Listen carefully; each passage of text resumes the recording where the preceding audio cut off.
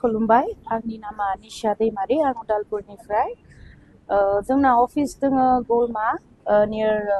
daily market Narzary complex first फ्लोरावनो दङ जोंनि अफिसा ओमफ्राय आं मावो जब एथेना ग्रुप अफ इन्स्टिटिउसनाव दा बे एथेना ग्रुप अफ इन्स्टिटिउसननि अफिसानो दङ जोंना गलमायाव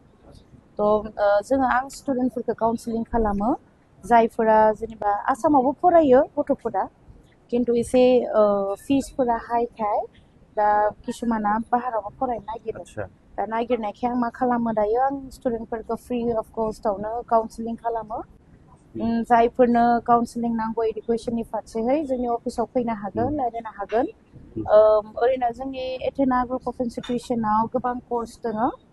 दा मेनलि जोङो दा नार्सिं कर्स जिएनएम बिएससि एमएससि लानो हागोन ओमफ्राय आरो दोङो फिजियोथेरापि दोङो ओमफ्राय एलाइड साइन्स दोङो एमआइटि एमएलटि एटि अटि दंजोबो ओमफ्राय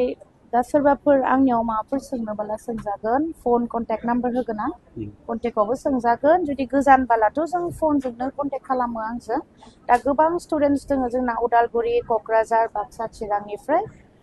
दायो एप्रक्स 200+ स्टुडेन्टस जोंनि उदालगुरि जिखुनु जोंनि बिटिआर एरियानिफ्राय फरायगासिनो दङ बे कलेजाव थाखाय जुदि एलिजिबल बाला जोङो एडुकेसन लन माने रेफार खालामो जितु बेंकफोरा होयो जायफोरा एलिजिबल पार्सेन्टेजनि खोथा थायो पार्सेन्टेजा मोजांबाला लन फेसिलिटिखौ मोनो बिसोरो बेंकनिफ्राय बे इजि प्रसेस बेयाव गिनांगौ जेबो गोनां गैया गथ'फोरा एडुकेसन लनखौ लायोब्ला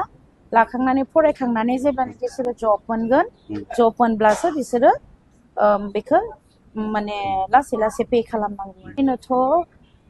गभर्नमेन्टनि नर्म्सआव एडुकेसन लना बयबो लानो हागोन क्राइटेरिया थायो बे क्राइटेरियाखौ जुदि थिगानोबाला बेंकफोरा होयो लनखौ बेयाव जेबो प्रब्लेम गैया दा आं उदालगुरियावनो थायोलाय उदालगुरिनिफोरखौ फार्स्ट जेब्लानाखि आं लांदोंमोन आंनो मावना होजोबदों कारण स्टुडेन्टफोरा बिसोरखौ मिथियामोन दायो मिथिलांबाय आंबो बिसोरखौ माने हेल्प खालामो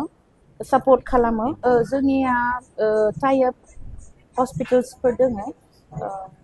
आसामाव मावनो गोसोबाला आसामाव मावनो हागोन बेंगलर बा बेंगलर आरो गोबां जायगा दङथ' जोंनि स्टुडेन्टफोरा प्रायानो आसामावनो मावफैनाय इसा जायो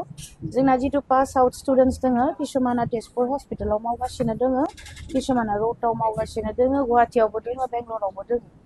थ' प्लेसमेन्टनि थाखायथ' थिगानो ओरैनोथ' रावबो जबलेस जायाखै दाहालागि जायफोरा इन्टार्नशिप फोजोबनानै दङ बिसोरो जब मावगासिनो दङ औ आंनो A to Z कमप्लिट माबा माने दायथ' लाजोबो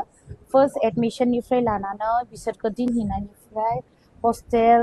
आरो फिस गासिखौबो आंनो नायजोबो आरो बिसोरनि